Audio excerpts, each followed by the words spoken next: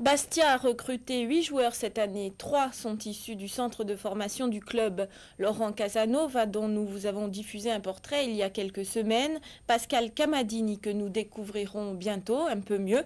Et puis ce soir, Pierre-Jean Lucioni s'est intéressé au jeune défenseur Pierre Maroselli. Nous l'avons suivi hier soir à Nice. Les circonstances du début du championnat font que Léonce Lavagne doit titulariser Pierre Maroselli au poste de stopper. Ce joueur de 27 ans, originaire de Noailles et d'Alejane, a commencé sa carrière de footballeur à l'US Métro, dans la région parisienne. Retour en Corse à 17 ans, il intègre le centre de formation du Sporting. Roland Gransart lui donne sa chance en 1989. Depuis, il n'a plus quitté le groupe professionnel du Sporting de Bastia.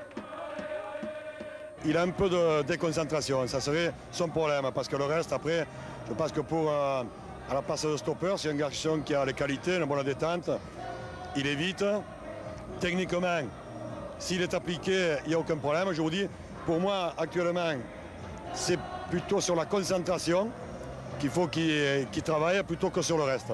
Radioscopie d'un match à risque Nice-Bastia. La mission de Pierre Maroselli est simple et compliquée à la fois, marquée à la culotte une vieille connaissance, Yves Mangione. En début de rencontre, on le retrouve à la pointe de l'attaque avec cette tête qui rase le montant de Letizy.